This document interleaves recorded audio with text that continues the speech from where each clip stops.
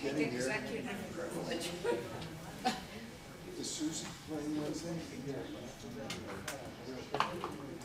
Well, we've got 2 times. 6 sessions.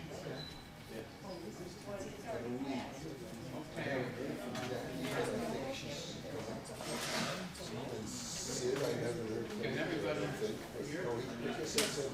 Last week you said yes. Sid, you and Susie is 4 and 5. Now you're filming. Can you hear?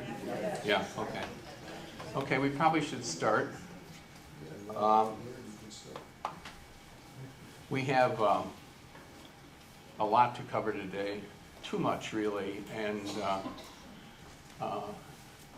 we'll see how it goes. I'm afraid, way more pictures than I have time to show you, which means we may have to scurry through some of them, and I'll do that, recognizing you may not have enough time to fully absorb it. But there's 2 big temples today, and I don't want to leave them out because they're important.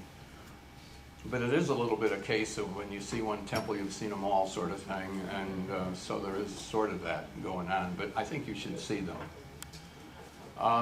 The other thing is I'm still having some issues with emails.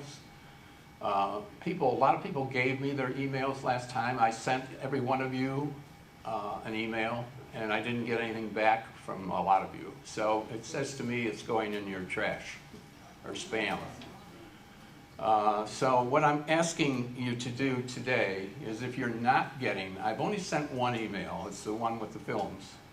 I have some cards here with my email on it. So rather than me try to figure out who you are, why don't you take one of these cards and you email me, and that way I'll have your email, and then I won't be hunting around trying to figure it out, okay? So before you go, if you haven't gotten an email from me, take one of my cards with you, okay? I found one mistake, but it's, you know, I spent too much time trying to futzing around with it, and I still don't have everybody, so. I was going to take some time today. I had a dialogue with my friend up in Kuanda, who is the cook. Kuanda is up here. It's on the BAM route. She's the one I've been going to about vegetables and cooking and all that kind of stuff. And there was a question about growing seasons and how much time does she have to grow things up there. So I had this text thing going back and forth with her. She's 13 hours ahead. So for her right now, what time is it here? 11? It would be midnight the next day. You know, it's such a day forward, basically. So it would be midnight, maybe the same day, I don't know. But it's too late to talk now, is what it boils down to. So I have to talk to her in the middle of my night, and then whatever. What I found out, I have some pictures. She was sending me pictures of her garden. I'll show them to you when we get to that point. Basically, she can put things out June 10th. She puts her tomato plants out June 10th. Now, up in Pennsylvania, we always said Memorial Day was a safe time, which is not too different, June 10th. But she gets her first frost in mid-September.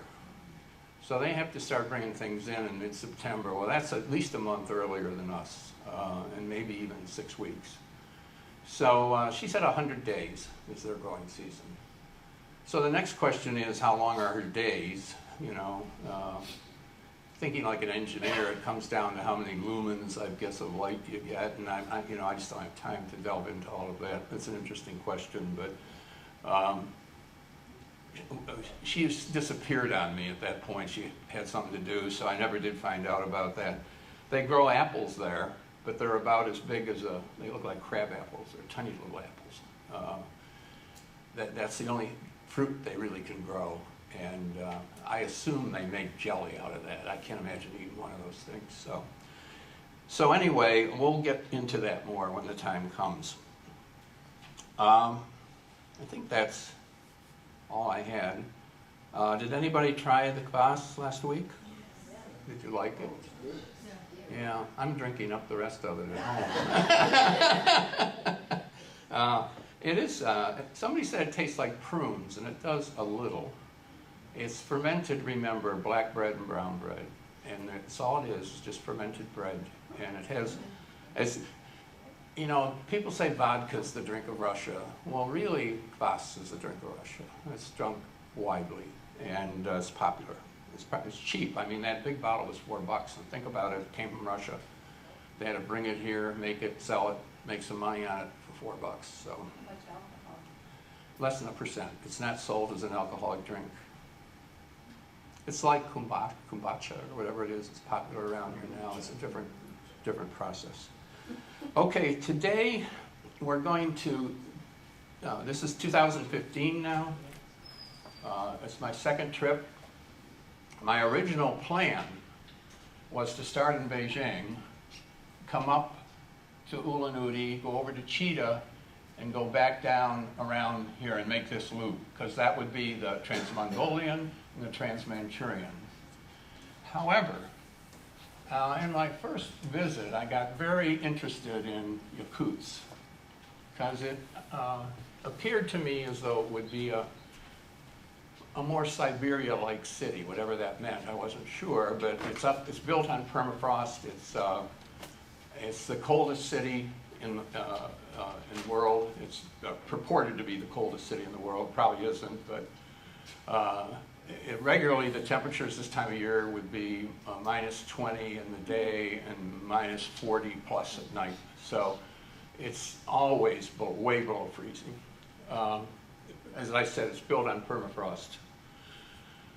So I wanted to include that. So I came up here, went over to Irkutsk, flew up to Yakutsk, came back down to Vladivostok, and took a bus over to Harbin, and then back down here. I didn't do the Chita route because my person said, you know, that really isn't that interesting. It's going to be at night when you do it, and there's nothing to see there. I think you'd enjoy going to Vladivostok. I love Vladivostok. And taking the bus over. The bus would be an interesting experience, and I did. I don't think we're going to have time to go into that. It was an interesting experience, a very interesting experience, but it's not railroad and it's not Siberia, so. Yes. I'll show you a picture separately. My wife is seen. Yes. Yeah, she said, and she saw this picture, she said, "Is that what you're doing? You know, hanging out with these women?" And I said, "No." And she said, "Last time you're going by yourself."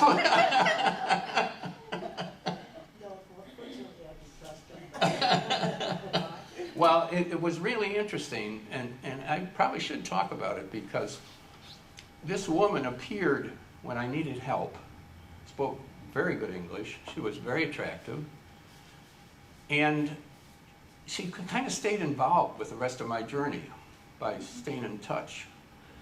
And she really helped me a lot. I got in a jam, and I always wondered about it, you know, because it's my second trip. My son-in-law, who's in the Air Force, said, "I'm surprised you haven't been interviewed by the FBI by now, because I'm making my third trip. I'm going into places Americans just don't go." I came across a border crossing on that bus trip. I don't think a half a dozen Americans a year go across there. So it's not beyond belief. I remember saying, her name's Julia, I remember saying to her something about China. We were talking about China, and I said, you know, it'd take a lot of people to do that. She said, "They got a lot of people." You know, so anyway, to this day, it's always kind of been a little suspicious to me. Anyway, so we're in Beijing. What I did is I flew to Moscow, and I stayed in Beijing for 3 days. I had nothing on my agenda. I'm not going to show any pictures from Beijing. I did a lot of interesting things there. Just think you have 3 days in Beijing, you don't have anything special to do, you can do whatever you want to do. So I just wandered around, went places. I went to a temple there. There's a Buddhist temple there. It's one of the 3 main Buddhist temples in Buddhism. And one is in Ulaanbaatar, where we're going to go at the end of this trip. By now I was managing with this a little better. This is Chinese, obviously, but I knew how to figure out what I needed to know. That was where I went to get on my train. That was my train. This is the Trans-Mongolian now. The Trans-Mongolian is single track, and it's diesel electric. It's not electrified. It's not steam. It was built in 1947, and it was finished in 1955. So it's relatively new. It's not the newest. The BAM, the Northern route, is the newest, but this is the second newest. It's a very popular route for people that go from Moscow to Beijing. This is used a lot. There's only 3 trains a week, though, that go at least the way I was going. Maybe there's 3 that go the other way, too. I don't know. But so, you know, you have to book ahead on this. It's not, mostly it's freight. This is a different look from the people I had attending my car in Russia. This was my mate in my, I had a 4-person place again. He was from South America. He had been in Beijing for a wedding, and he was taking the train from Beijing to St. Petersburg. He was going to go all the way across to Moscow and up to St. Petersburg. Very nice guy, spoke English, and I had a, you know, enjoyable time with him. I'm sorry? What was he? Cherries. Yeah, he bought them in Beijing. You can buy anything there. I mean, just going to show you some pictures as we left on the train going north. I was convinced when I was there in 2015 that 90% of the building cranes in the world were in Beijing or China. Look at this. You wonder who lives in these places. And when I asked Yulia that question, she says, a lot of them, nobody lives in them, you know. And they build them. It's good for the economy. One of their goals is to move people from the countryside into these big buildings, partly because they can control them better. I don't know what all, but Yulia said, this is this person I met, that they bring their farm animals and things with them. They don't understand how to live like this, you know. Solar system. They have solar. I'm sorry? They have solar system. Yeah. Now, this always interested me. I assume this is rice. It could be tea. But you'd be riding along and you would see this. Do you see that guy in the middle? You'd see these vast fields, and there would be one guy working, I assume weeding. If it's rice, he was probably weeding. It was not uncommon. And as I said, you know, you look at, I mean, my goodness, they got people, I guess. But now we're heading further north, away from Beijing. We're getting into this sort of a pseudo, we haven't come to the Gobi Desert yet. We're going to go through the Gobi Desert. But it's starting to become more arid. I learned a little bit this class about, I was always confused about when people would say the steppe. What's the steppe? Well, the steppe turns out, this is the steppe. And the steppe turns out, sort of almost the steppe. We have a steppe, we call it the prairie. It's really a big area where there's no trees, but it's not a desert. There's enough rainfall to support vegetation, some small shrubs, bushes, but not enough rainfall to support trees. So it's kind of in between. What is that structure in the back? Well, you're going to see in a minute. Is there a reason for the barbed wire on the fence? That's a good question. It's razor wire. I don't know. So I noticed that in these photos. Several of these photos have razor wire along here. Maybe they don't want people climbing up onto the tracks. I don't know. Maybe animals too. Yeah. Go ahead. Any wildlife out there? I never saw any wildlife. So here you're coming now to the construction of what we just saw. More buildings. There's more of it. Nothing on this yet. seem to be going back to this, looks like maybe a power plant, or one of the things we haven't encountered yet is when we get to some of the cities, and even the big cities, they don't have heating systems in their homes. They have a central plant that generates steam, and they pipe steam all over. So at certain time of the year, they turn the steam on, and you can be warm, and at certain times of the year, they turn the steam off, and you can be cold, depending on when they choose to turn it on or off. That could be a steam plant. I don't know what it is. It looks more like a power plant, actually. This is a dining car. This, you can tell already, is a step up from what we had in Russia. I see that girl in the back photobombing me. I just noticed that when I was editing the picture. And these cars were very nice. And everything about them was a step up over Russia. That was me, obviously. Chopsticks, yeah. I don't know what I'm eating there. Pickles, it looks like. Yeah, I eat a lot of pickles. So people talk about the Gobi Desert. You know, where is the Gobi Desert? What is the Gobi Desert? Well, we're in the edge of the Gobi Desert. We're going to go through a part of the Gobi Desert as we head up to Ulaanbaatar. Ulaanbaatar is up like maybe here, maybe about in there, which is the capital of Mongolia. Now when you think of the Gobi Desert, this is what you think of. But this isn't, and this is taken in the Gobi Desert. But my experience of the Gobi Desert is as you start moving north, you start losing more and more vegetation. Now, what you notice here is if you see up on the hillside, those black spots, that's a wash, you know, when it rains, which is infrequent. Water comes running down there and it goes around this bend here. That's a gully. And in front of it now, it's green. There was actually a town in there, a little town, and it's green around it. There's some trees growing. And now you can see there it goes behind, oops, I went the wrong way, that's why. And now it comes around, and you can see it's dry now. There's nothing in it. And at certain times of the year when they get rain, this really is running fast. This is a stop. It's the last stop in China. It's, I was there at night, didn't look like this. It was very dark at night. We couldn't get off the train. And something unusual was happening here. Does anybody have any idea what might be happening here? Gauge change. Gauge change, yeah. The Russians and the Mongolians, because the Russians put that railway in, have a wider gauge than everybody else in the world. Practically everybody else in the world.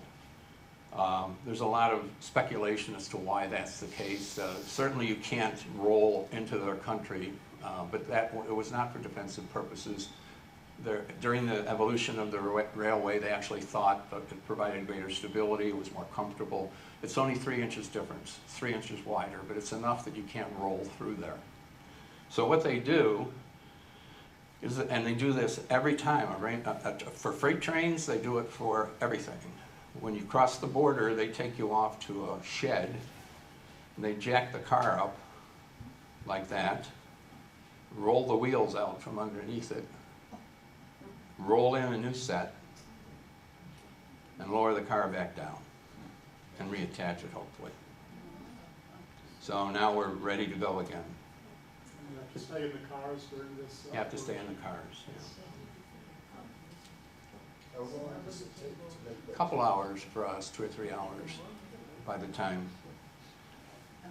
Now we're back on the road again. See that car down in the lower right? Yeah, heading along. It's more of the same. It's fun to stand in the window and watch the train, especially when you could see it coming around the bend. Now remember, this is single track. Here's a town. Well, I actually could get off here. I went in the terminal. There was this restaurant you could see going through that door. was the restaurant. There's nobody here using this. I don't know if people come here and use it, but it was a nice restaurant. I didn't get anything there. It wasn't really time. Are you afraid in the single track? Am I afraid on single? No. We're the only train moving this way at this time. So this says Peking to Ulaanbaatar to Moscow. So this train is, now I don't know that this car is actually doing that, but this line connects Beijing, Peking, that says actually Peking, not Beijing, to Moscow. This gal showed up. To this day, I'm not exactly sure what she had there. I think it was like a dried meat, but boy, it was popular. People were flocking around and, you know, buying this stuff from her. I blew this picture up so I could look at it more closely, and it looks like beef, sliced beef. This was my car. This is my friend again. He's up, hanging out up there. These cars were very nice. Now, keep in mind, we've now shifted. This is the same car as far as where my compartment is. However, it's not the same dining car. And I didn't realize that until I was going through these pictures, that when they come to the border, they not only take the engine back, but they obviously took their dining car back with them. This dining car must have been added to the train there. It's not nearly as nice as the one. It's a more ornate, but it's not as modern looking.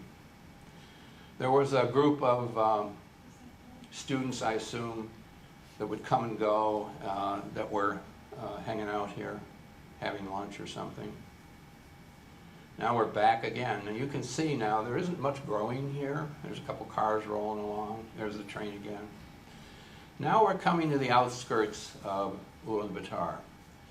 Now what you're seeing for the first time are the gers, the white brown buildings. It's where the nomads live.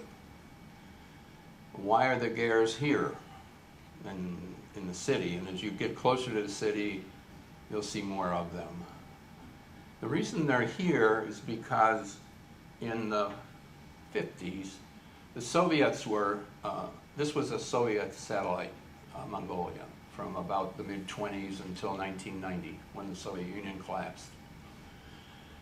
And when the Soviets came in, like everything, they organized. And so they collectivized all of the nomads lived out in the countryside. You'll see in a minute how they live. Their whole game was collectivizing things. You know, nobody owned anything. Everybody owned everything and whatever. So what they did is they did an assessment, and they said, you know, you guys have got too many animals on this prairie, on this, you got 2 times too many, actually. So they forced about half the nomads off the land into the cities. Today, about 40% of the Mongolians are what they call nomadic. 60% are sedentary, which means they live in a city. They're not living as a nomad. We'll see what that means in a minute. Well, when they moved to the city, instead of buying a 2-story colonial, they built a ger because that's where they lived. I mean, now you're going to see a ger, felt from sheep wool. How's it different from yurts? Same thing, I think. I call them gers. They call them gers. A yurt and a ger, I think, are similar. I thought yurts was fabric-covered walls or skins or something. Well, could be. These are made of a felt. Now, I saw one later, I'll show you, that looks like it's got a canvas over it, so maybe they're cheating a little bit, but traditionally they were made from felt. And we'll talk more about gers. Is it portable? Yes. Can you spell it? Yes. Hold it. We'll see more when we get there. Tony? Can you spell it? I'm not getting it. I think it's G-E-R or G-E-H-R. Yeah. G-E-R. Now we're getting close to Ulaanbaatar. This is Ulaanbaatar. Ulaanbaatar is a thriving city. They have done beautifully with the freedom that they got in the early 90s. They have a lot of mineral deposits, copper, gold, coal. They're exploiting it. Their economy is very strong. They've probably done a better job of coming out of the Soviet situation and become a democracy and prospering.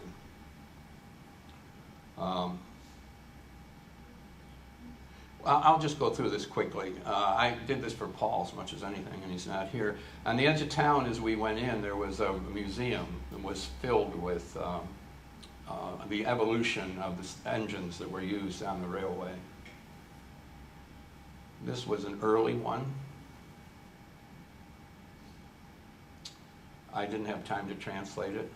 This one was made in Philadelphia. This is a Baldwin engine. We talked about this before, that a lot of the early engines that went over, you'll see in here, Baldwin, were made in the US. You'll notice the drive wheels are different too. The first one was 4, this one's 5, this one's 3. I don't know how they manage the even number, because traditionally the middle one is the one that's powered and the others aren't, so I don't know how that works. This is the first of the diesel electrics, Stalin on it. They made some huge diesel electrics, Stalin. This is more of something we would see today here. Mongolian train is electric. I'm sorry? The Mongolian train is electric. Yes, diesel electric. This is the center square. This is Parliament building. There's the center city. The Parliament building is down on the far end, facing us. On this, I walked around. I didn't take this picture, obviously, but I walked around in here a lot. My hotel was off to the right a little bit. There were some kids in the center. You'll see. And there's, you can't see it very well, but there's a monument, there's a statue down there, and these kids were eating ice cream. Is that water in the middle of the... No, it's a square, big square. All the cities in Soviet Russia have big squares in them, and that for celebrations, I think. Even in Cuba, if you're ever in Havana, there's a big square there. This little guy was eating this little girl. I just was watching them. This on the right is the Opera Ballet. On the left, I think it's an art museum. It's got a little bit of a Dubai look to it. These were my guides. I was off the train 6 days. I spent probably 5 days with them. They were fabulous. The fellow on the left was our driver. His name is Yandan. He went by Yandu. He was 37. He's married. He was an opera singer. He had gone to the School of Music in the city. He had worked as an opera singer. But he wasn't making any money at it. And his wife was a IT person. She had a good job in town. Either as a teacher, I can't remember, or working for a company, but she had a good job. He had 3 kids. You'll see a picture of some of them, like a 10-year-old, I can't remember, down to 4 kids, 3 girls and a boy. He just had a boy. And he drove. This gal's name was Zaya. She has a long name, but she went by Zaya, which was sort of an abbreviated form of her name. She grew up in the steppe in eastern Mongolia. She's an excellent rider, excellent with horses. Horses, you're going to see, are a big deal in Mongolia, both to ride and to eat. They eat a lot of horse meat. And they even drink the milk from horses.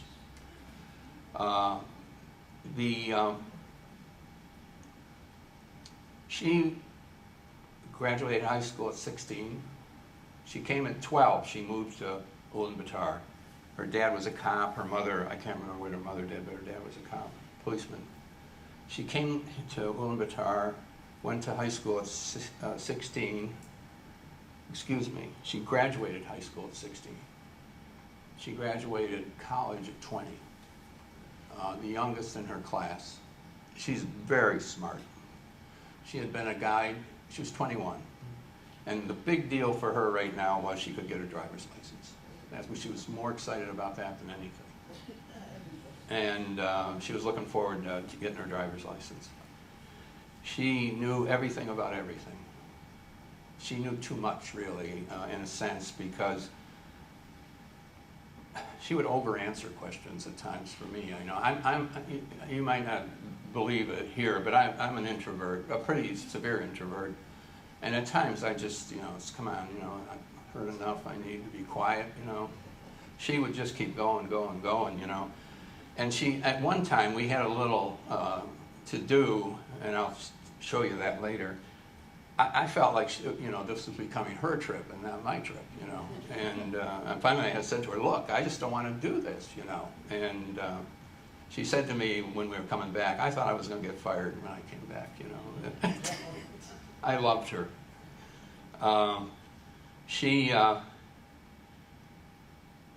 As I said, she just was incredibly smart and knowledgeable.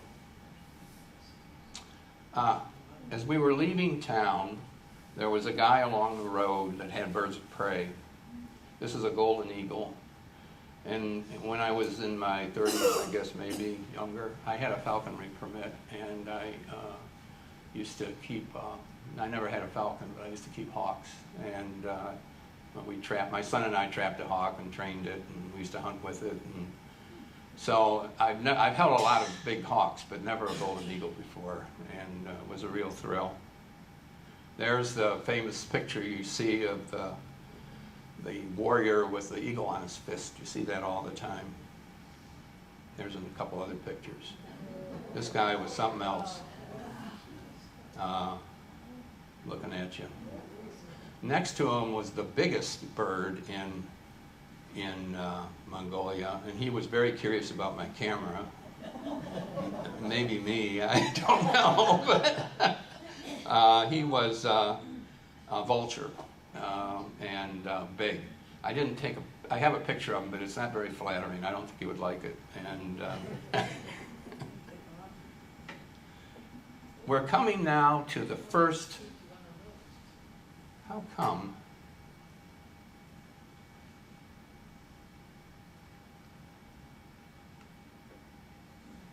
I'm in full screen, aren't I? Yeah. I'm seeing more stuff up at the top here than I'm used to. Anyway, we left town, and we made 2 stops at Gare's, where we had a meal. This was just a very brief, it was more like a snack. We were on our way to where we were going for the day. And as we were driving back, these people kept sheep. This is the Gare they lived in.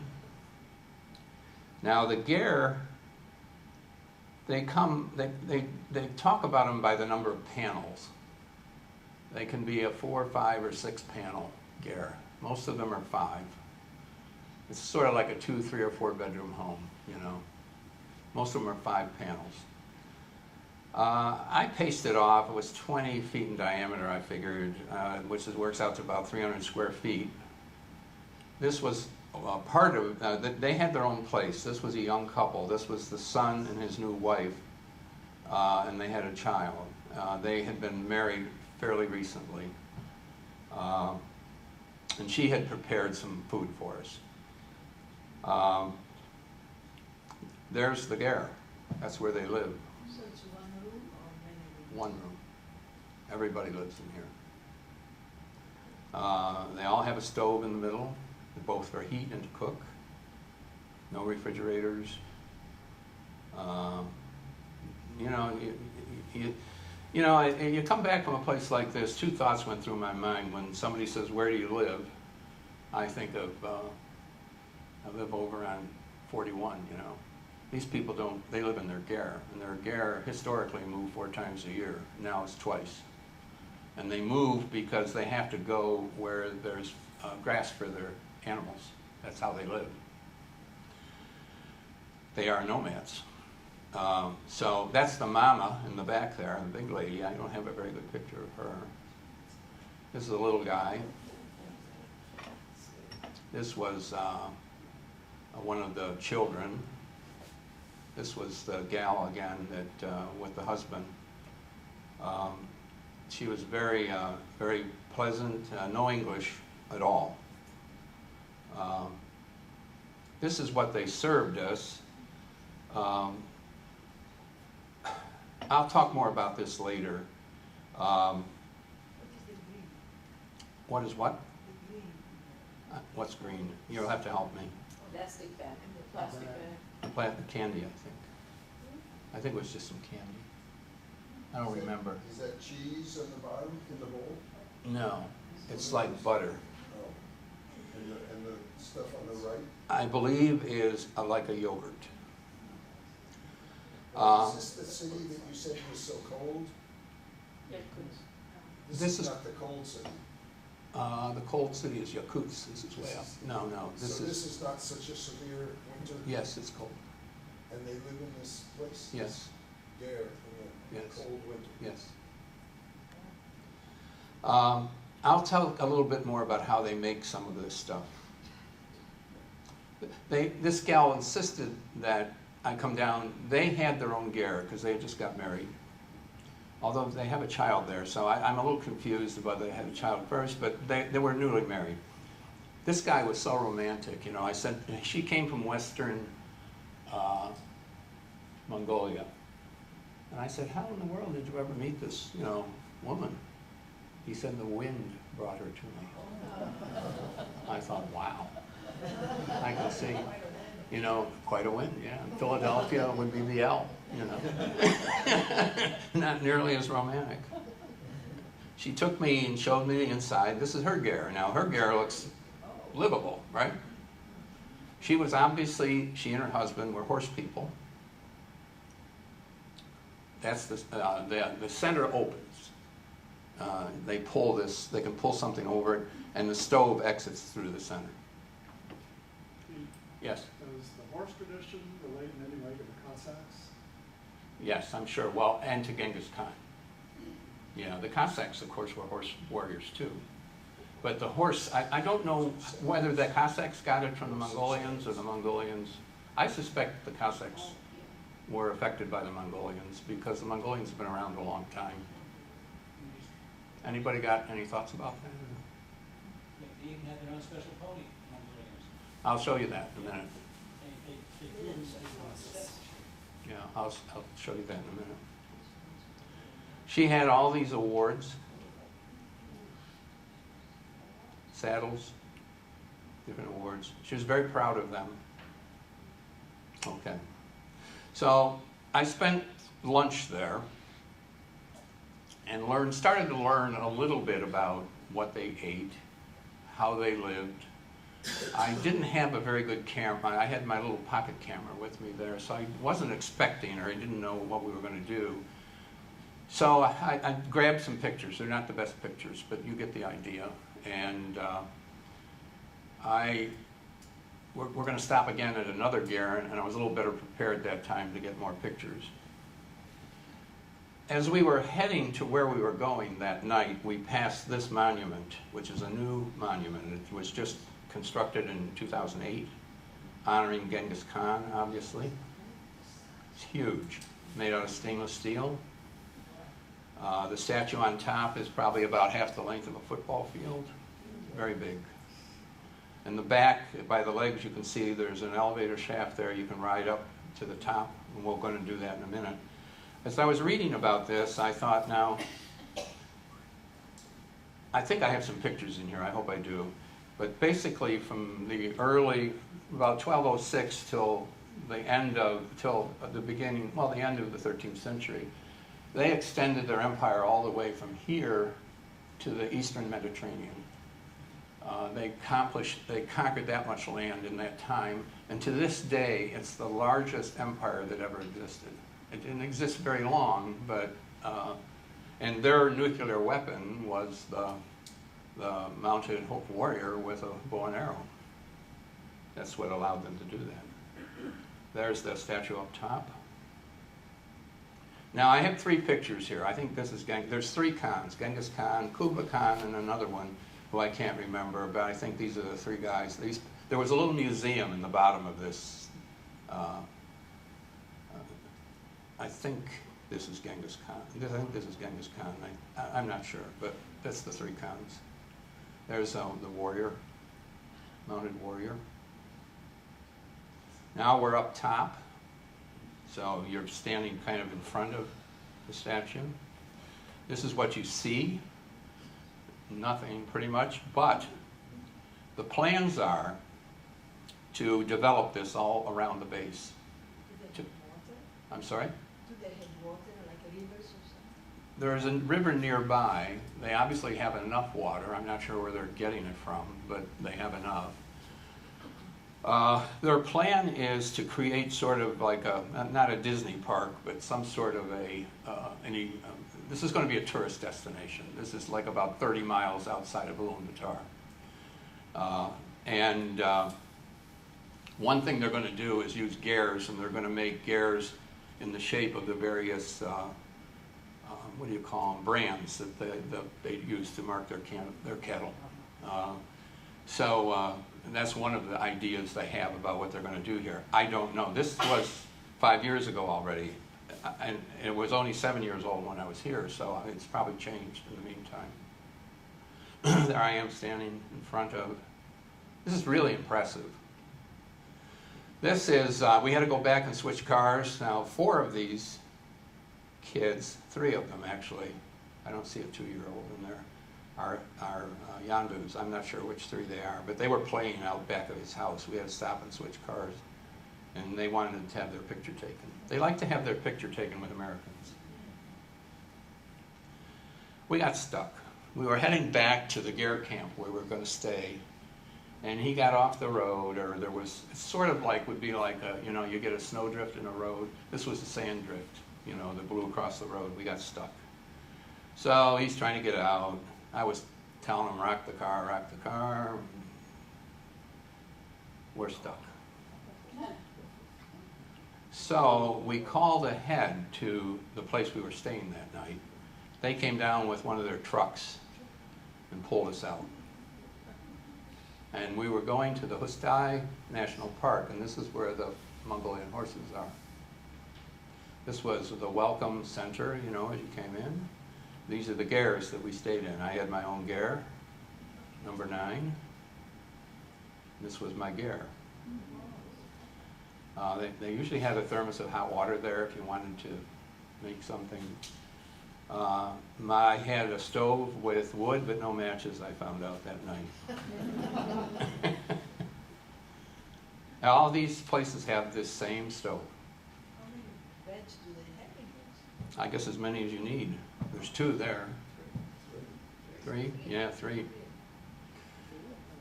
Well, a family lives in here. The family we're going to visit next there were a mom and dad and 3 kids, and they all lived in one of these rooms. Plus they eat there, We were riding out now. Yandu said, I was only going to be here one night, and Yandu said to me, obviously you want to see the horses, the ponies. The story of the ponies is this. The ponies were native to this area, and they're unique. They're the only really true wild horse in the world.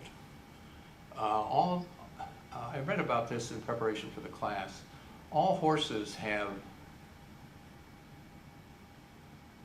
I'll get it wrong, I'll say 64 chromosomes. The ponies we're going to see have more. They're distinct. All the wild horses that we know about, and any wild horses you see here, are derived from horses that were domesticated and became wild. These are truly wild horses. What happened was they were becoming extinct. Somebody came and took some of them back to Prague and another city, and Poland, I think, and put them in a zoo. And they had a sign on the thing that said, extinct in the wild. And it got down to 12 horses. And they started a breeding program. And they built the herd up, or the number up, to several hundred. And then somebody said, well, we should reintroduce them back where they came from. And this Hustai Park is about the size of one of our smaller national parks. Not one of the big ones, but a smaller one. So they did. They put some in now. The herd there has grown to 500. They've really established themselves and they're growing. The only time you can see them is in the morning or in the evening, early morning, early evening, because they live up on the hills, but they come down to eat grass because the streams, or what water there is down in the valleys. So we went up the road because Yando said, if they're around, we'll see them here. So we're driving up, and there they were. I mean, you can't imagine the thrill of seeing this. Yando told me, he said, normally, the road we went around, I took these pictures from the road, he said, usually there's a line of cars here with cameras and tripods and all kinds of stuff. But we were the only people there. So I just kind of took pictures. There's some young ones here. And this is what they look like. They're very, very thick neck. These presumably, I think more than that, are the horses that existed at the time of Genghis Khan. There's one nursing. They play. They were just rubbing each other. So since we were by ourselves, Zaya and I said, well, maybe we can work our way down and get closer to them. So we started walking down, and they were pretty far away, you know, a couple hundred yards, no, more than that. They were pretty far away. And they didn't mind us. You know, we went slow. We didn't go together. We sort of separated. I don't know if that's smart or not. Maybe it would have been better going. But bottom line is we got pretty close. I'd say within 100 yards. And then they would move. You know, if we went any closer, they would keep moving away from us. So I got really close. And I mean, and then this was a male. He came by and he circled around. He was going off by himself. These are all females.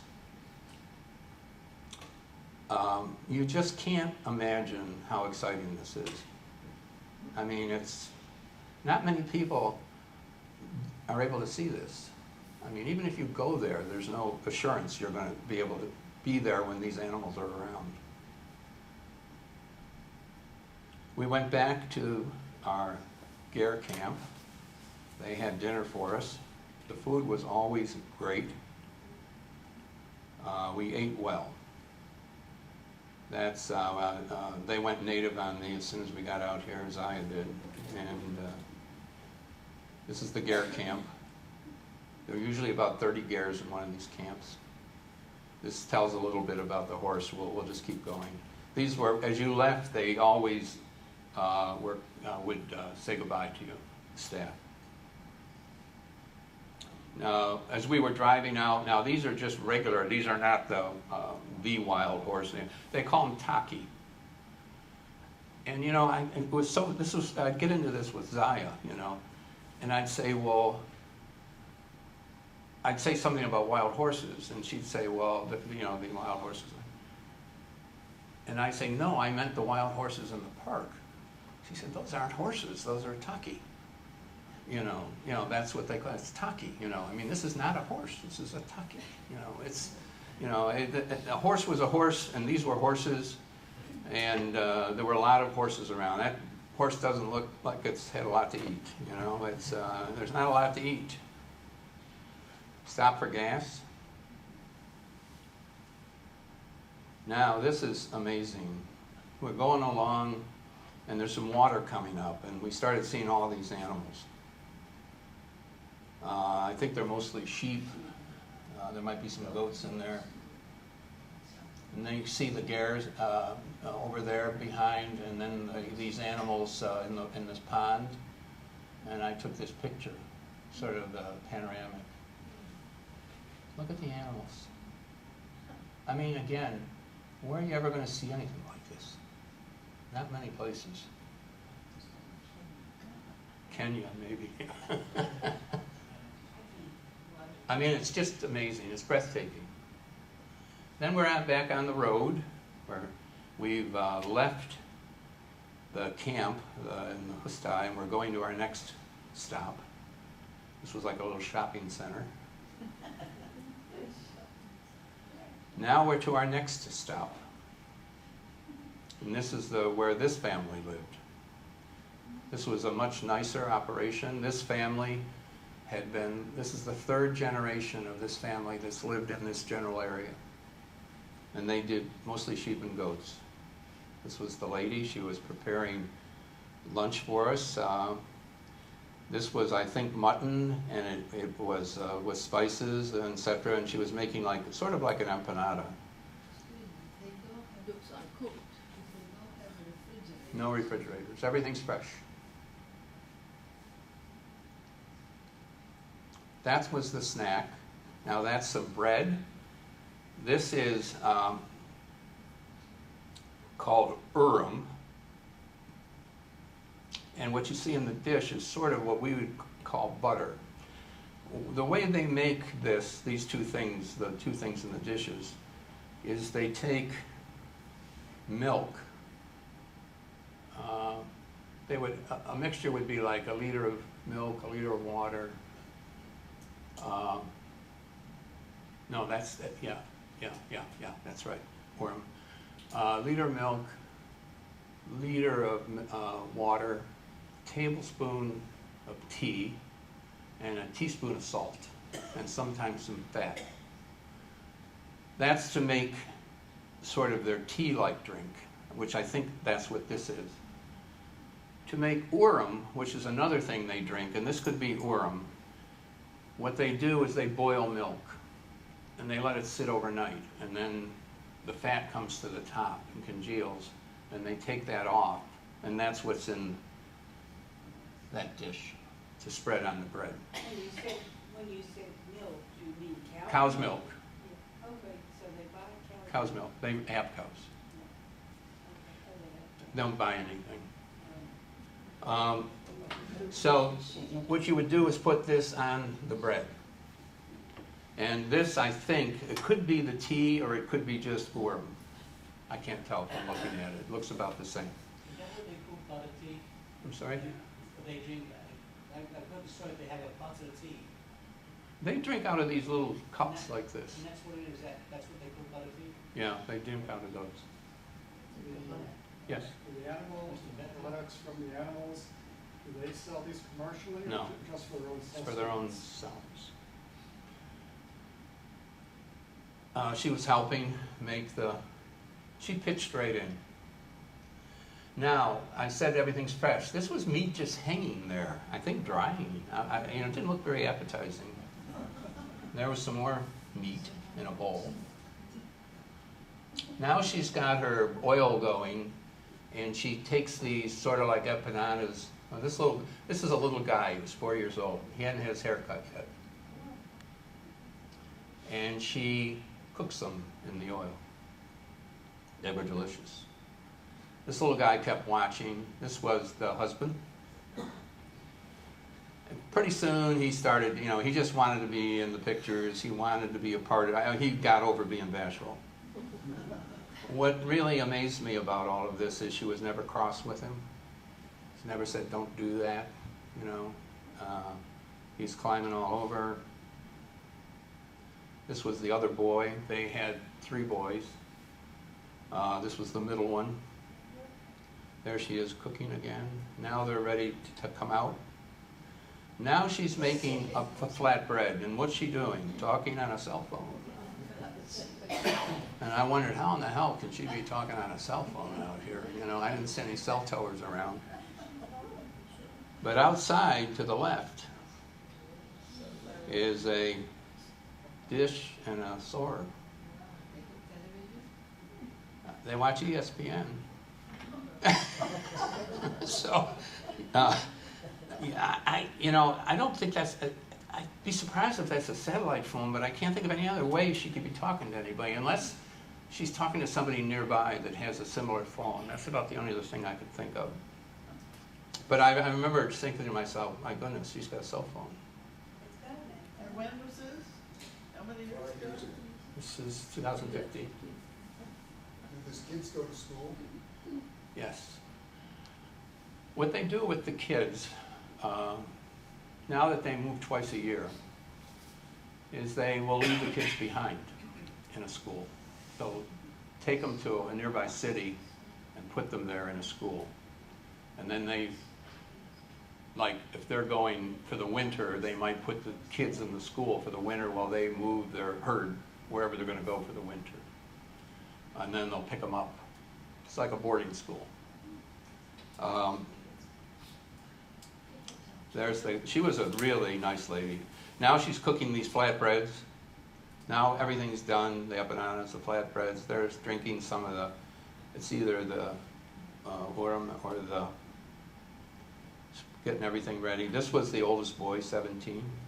It's got a, what's that? Is that the Angels?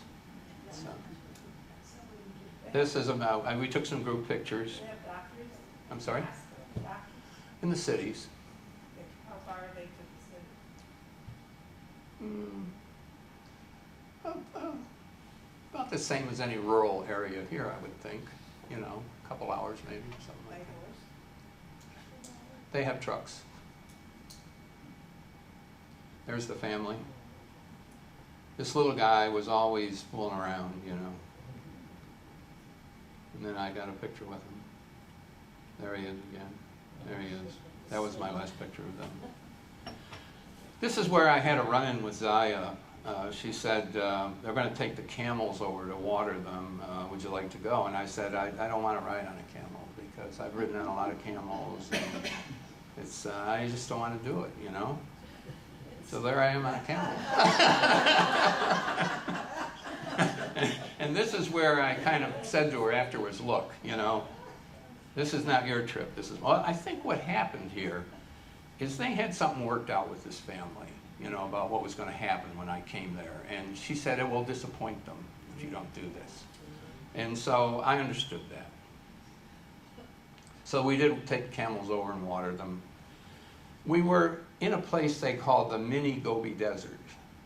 And this was sort of like an oasis, and in the back you can see the what we saw a lot of on the train coming up. It was very beautiful. Now we walked, Zaya and I walked over into this area so you could see what it looked like. It was getting to be later in the day. So it's very scrubby, and not everything makes it. Back to the Gare. They took our stuff out, we were moving on. And that's the crew. They always wanted to have their picture taken with you, and then they would wave goodbye as you headed out. So now we're heading out. I thought this was interesting, herding cows on a motorbike. Yeah, beats a horse. Yeah. This is called an ovu. This is a Buddhist thing. As you're driving along and you go from one area to another, they have these large ceremonial things called ubus. And you dare not drive by this without stopping if you're a Buddhist. You get out, you take a pebble, you walk clockwise around this, I think maybe 3 times, drop a pebble, maybe leave an offering. These things get bigger and bigger because people are always dropping pebbles and leaving things. And now somebody has left a couple statues in there. That's the tea. The tea comes in like a brick. It's compressed, and they chip off tea. They don't get it in a tea bag or in a loose leaf, and they throw that in the water when they boil it up. I don't know what that is, a mat or something. Zaya ran into a friend, another person who was a guide. So they struck up a conversation. I got a picture, and we're back on the road. Now this road looks pretty good, and it was, but it was very intermittent.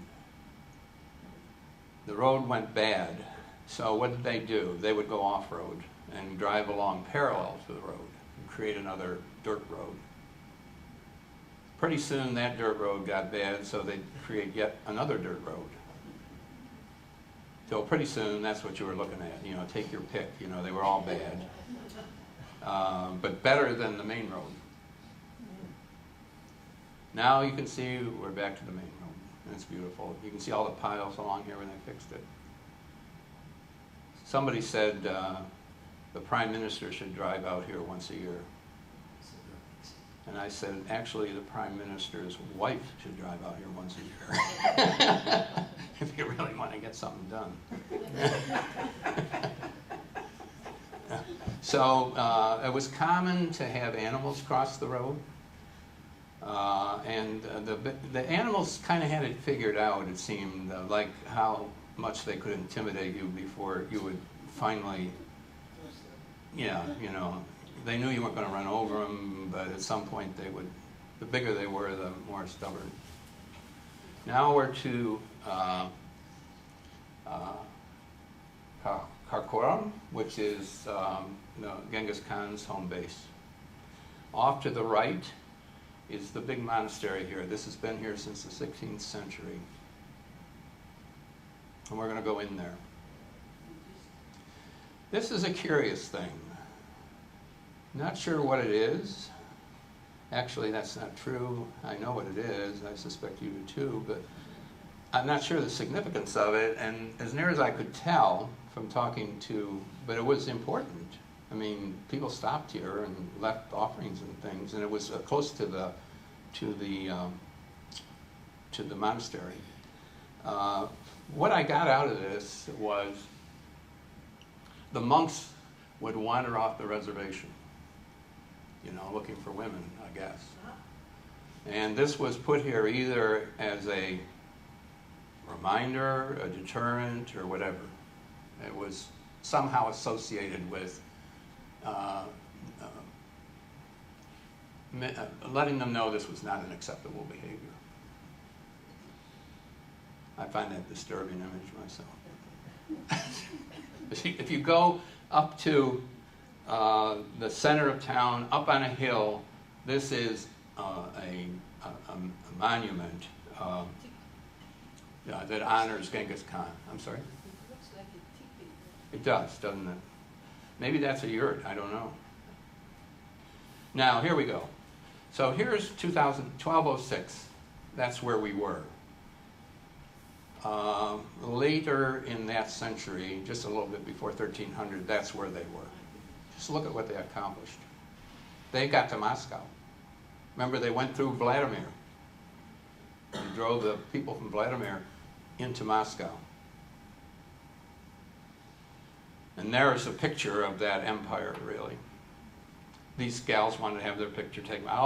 When people wanted to have their picture taken with me, I always agreed to it. There's what I saw when I stood up there and looked. There's a river that runs through here. It's beautiful. It's common to have a skull with these types of little monuments. That's looking back over the town, or the city. There's where we're going, the camp we're going to stay in. These are now going around the monastery. These are stupas. Remember we said that somebody important is in here, remains. There's 108 of them. It's a lucky number for the Buddhists, 108. They have lucky numbers, 3, 9, 81, I know, or 3 squared, 9 squared, 81. I don't know where 108 came from. 3 is an important number for them, yesterday, today, and tomorrow. It was interesting, I wear a cap a lot, and I would take my cap off and set it on the chair next to me or on the floor. And Zaya said, "You can't do that. You've got to have your cap up on the table." I said, "It's impolite to put my cap up on the table."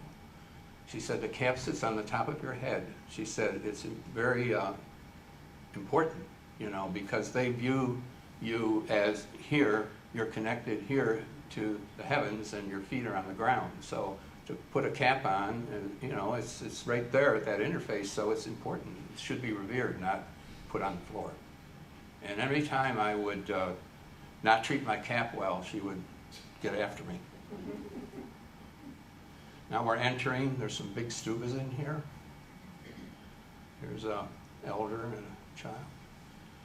I don't know whether these gals were, I suspect they were there for tourists. I doubt they dressed this way all the time. They're very ornate. There were a group of 4 ladies as you went in. I asked if I could have my picture taken, with them, and naturally I chose the 2 younger ones, and they weren't too happy, I don't think. They were visibly not happy that I didn't choose them. These are the prayer wheels. This is the going into the temple. I'll go through some pictures quickly here. This is so characteristic of you see it everywhere, these fierce images. I don't get it, but it's very, it's common. Buddha. There's a monk praying. This is now in the temple. I could get in the temple. They didn't mind. I took pictures in here. A couple monks. These were pictures that were on a wall that were very faint. And when I ran them through my software, it brought the images out. They don't look this distinct, really, but I found them as fascinating as the more well-preserved images. Look at the tiger up there. Camel. I don't know, again, fearsome images. But this one whole wall was covered with these. I think they're amazing. You could look at this stuff forever. There's a Buddha, another fierce image, another Buddha. This is, you see this on the doors of the temples a lot. I'm not sure, it looks like a monstrance almost, that we have in our church. This is the only relic left from the time of Genghis Khan. There's 4 of these. There's a TV series, I can't think of the name of it now, that's about Genghis Khan and this whole area. It's 2 seasons. They had 4 of these turtles, marking each of the 4 entrances to the city, northeast, southwest. And this is left. This is purported to be an original one. It's the only thing that's left. They are excavating in one area. You can walk over it. They have glass over it, so you can walk over it and see what they're doing underneath, looking to excavate some of the ruins from the time of him being there, which is 800 years ago now, which is a long time. We got to back to the Gare camp, and this group rolled in. They're musicians. They were from the same music school. They were either teachers or students from the same music school that, and they're in their native costume, that Yandu went to. So I got a picture with them. This guy was sort of the leader. And she played something like it was like a xylophone, only it was a stringed instrument. This was the guy that I was most fascinated with. He played something called the horsehair fiddle. It's 2 strings. You wouldn't believe the music that this guy gets out of this thing. Between the 2 strings, there's 365 horsetail hairs in there.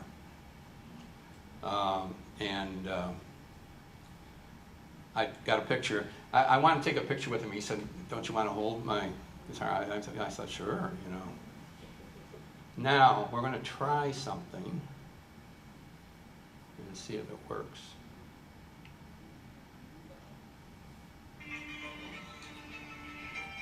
Just a second.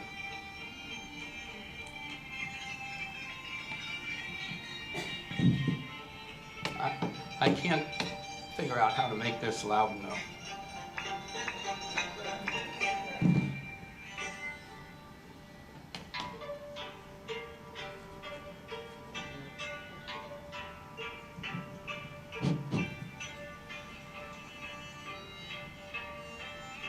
listen to the music this guy makes.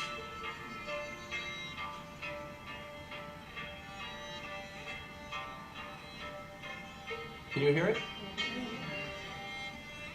This is 2 strings.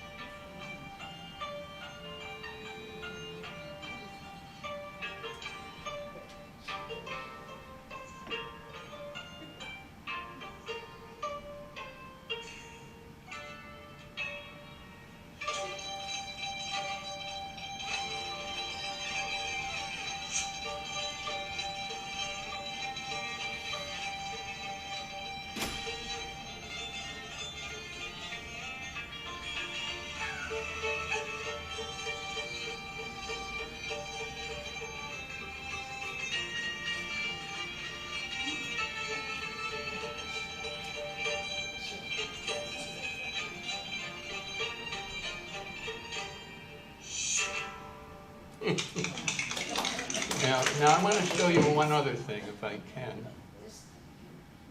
The next thing, the other thing that is unique to their music is something called throat singing. And this guy gives us a good example of what that is.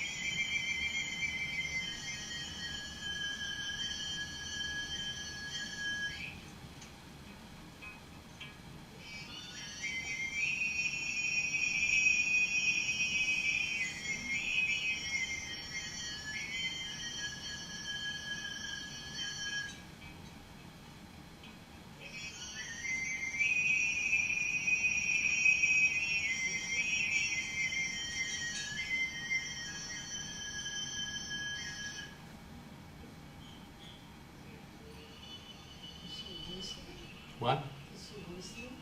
No, it's in his throat. Comes way down in his throat.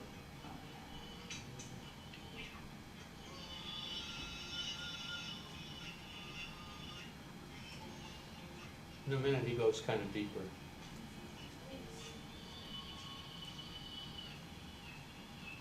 You don't have to watch all of this. You get the idea. I want to keep going. If I can stop it.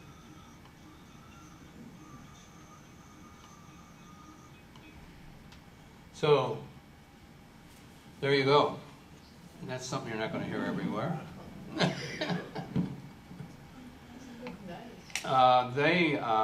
They were so entertaining, this group. So we're back to the Gears. This was our breakfast. How about that? That's a breakfast. Cereal. There's something like a soup there, but I think it had some pasta, a little pasta, maybe not, chicken or something in it, but there's, well, you see what's there. Some meat, some eggs, bread. This is that fried bread again, see, remember that we had before? And regular toast. This is yandu. Now we're heading back to, we took 2 nights coming out, we're going back in one day.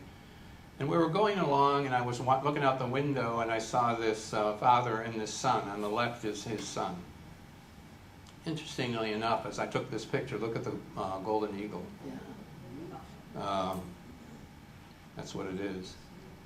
I didn't know it was there. I just happened to see it. And they brought them up over the road. And I saw the boy come up, and that was the boy riding. Can you imagine now? I mean, he's not very old. He's riding bareback there with his dad, herding their animals. There's the road again, deteriorating. Here are the horses. They're not going to get out of the way, make you go around. Zaya packed a lunch up for us, and we just stopped along the way and pulled up off the road and sort of made shade and had our lunch. While we were there, a whole bunch of horses ran by. Every day they go wherever they need to go to get a drink of water, and then they run back the other way. Here's some of the local. Now we're in the temple. I want to say something before we do that about diet.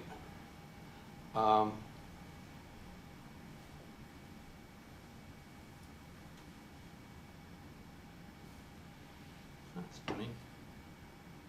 I thought I could shut that off. Oh well.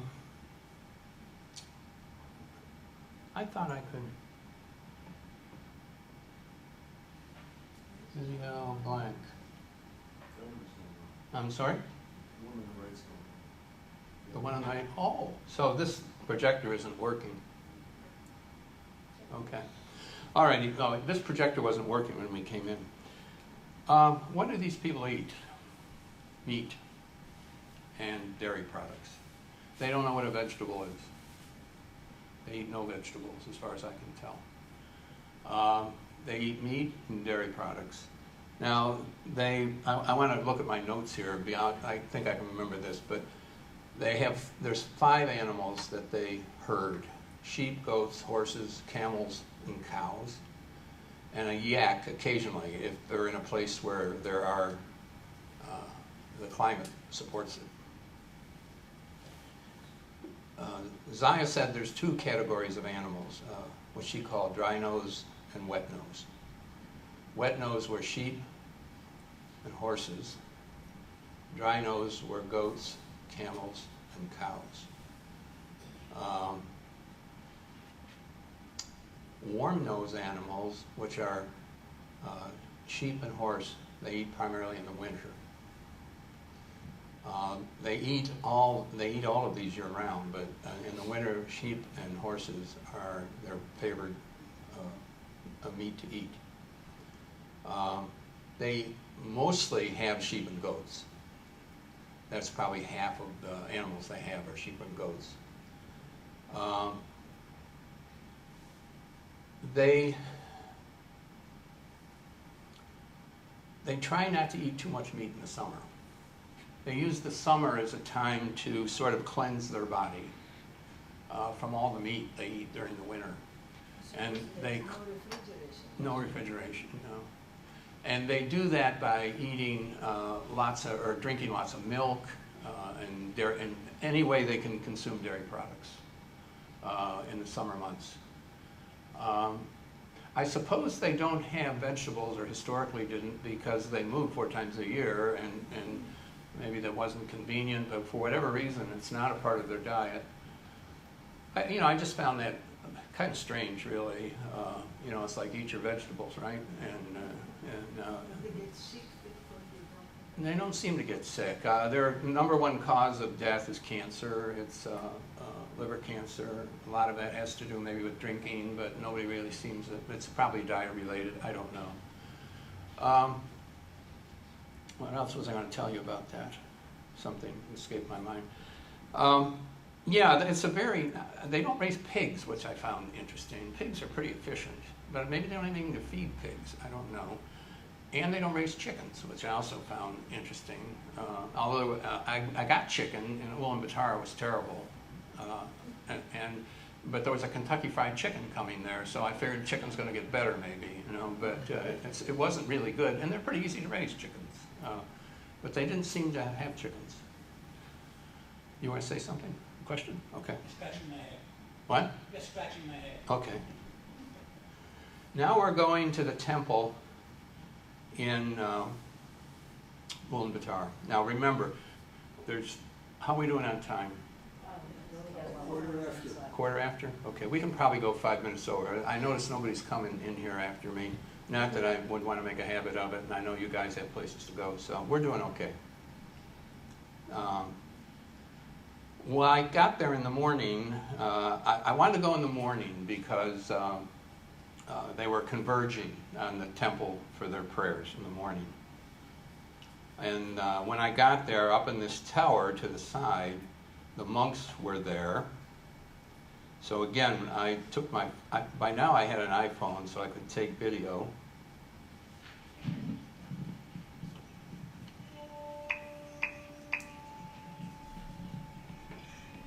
You can hear them, they're calling.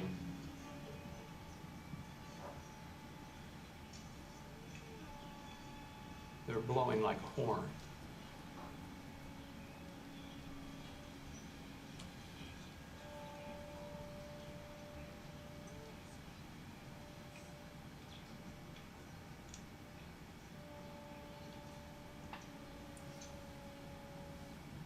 And this apparently had the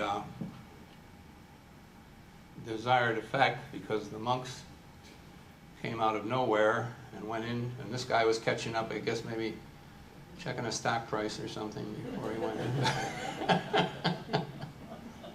And this guy was by the door. Now, I tried to take pictures. They didn't want pictures, and I had, so I had this thing where I was walking through with my camera sort of at waist high, pointed where I thought there would be a picture, just trying to take pictures, and they spot you right away. Then obviously I'm not the only one that thought of that. And they shut me down real quick, so I didn't get any pictures inside. This was outside. People would come and they'd circle this shrine and ring these bells, and there was incense burning in it. It was a very beautiful place. These are old prayer wheels.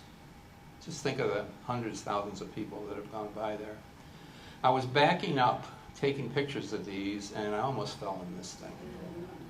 An open manhole that somebody threw a piece of metal over it. I damn near fell in there. This is I think this is the temple where the Lama lived. Now the Lamas are thought to be manifestations of the Buddha today. There's three main lines, one in Nepal, the Dalai Lama, who's not there anymore, one in China, and one here. And Pashin is in China. This is I can't think of the name. It's a different name. I can't remember it. A very odd thing about it, though. This Lama, in years past, was always a child. And when the child got to be not a child anymore, however old that is, they would die. Well, it turns out they were killed. And the reason they were is because they believed that the Lama could only live in a child.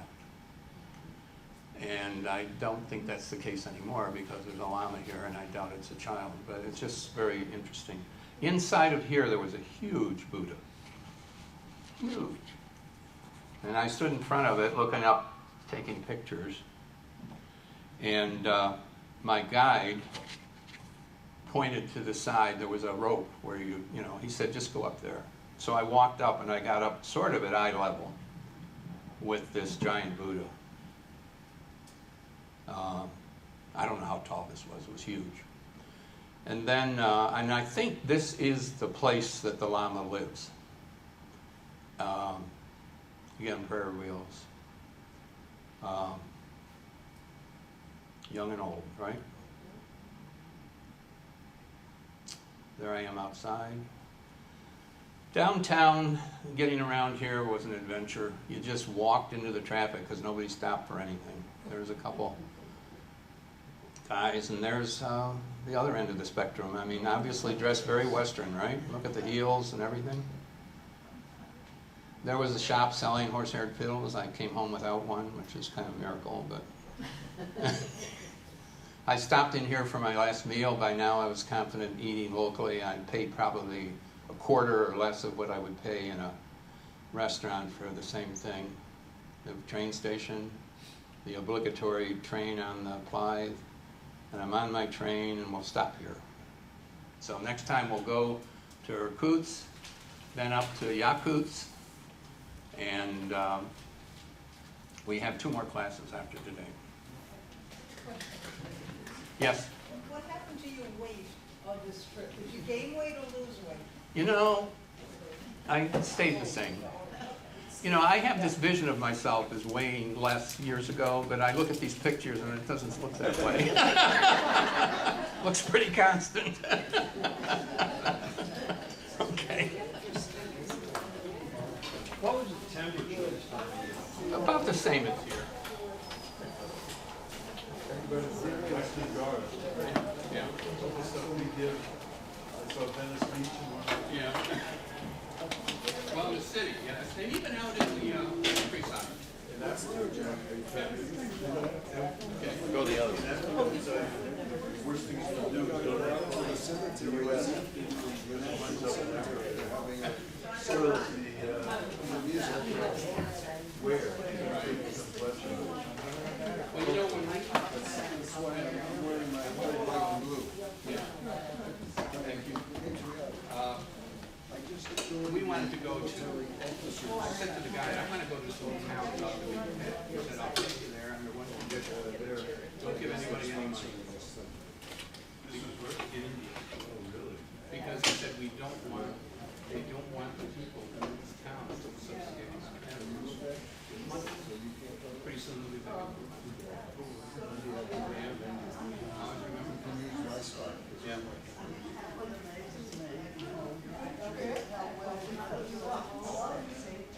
They do.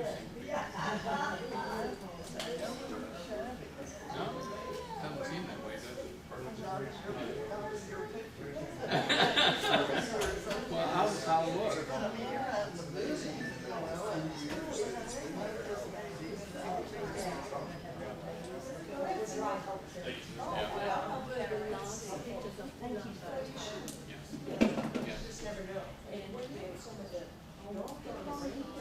It's to the west, it's about 200 miles, 234 miles to the west.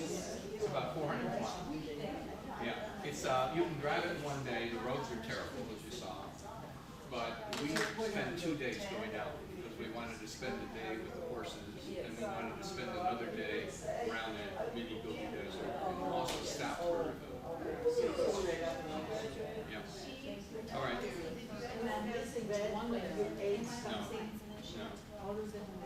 No, I'm pretty good. I can handle oh, you're going to take the trip.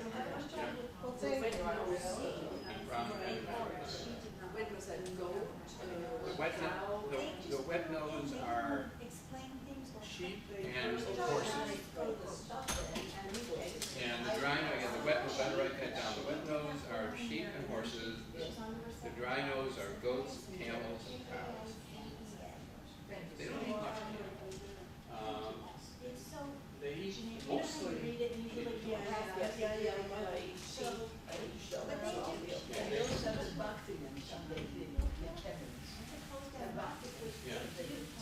Yeah.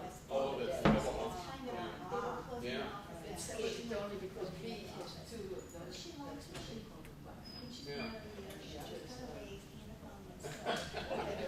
Thank you.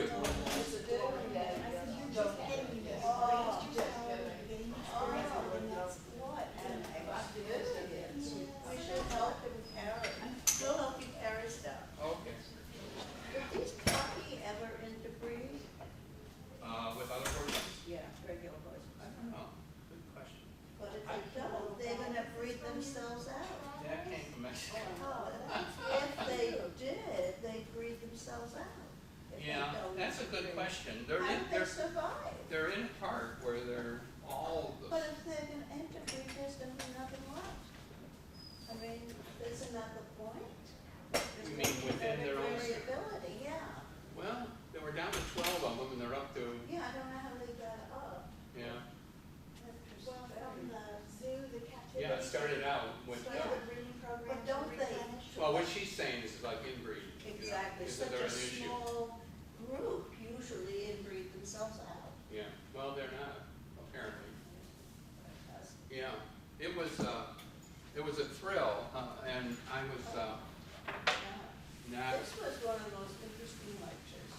Yeah, I mean, they're all interesting, but not. well, this is only. different. It's different.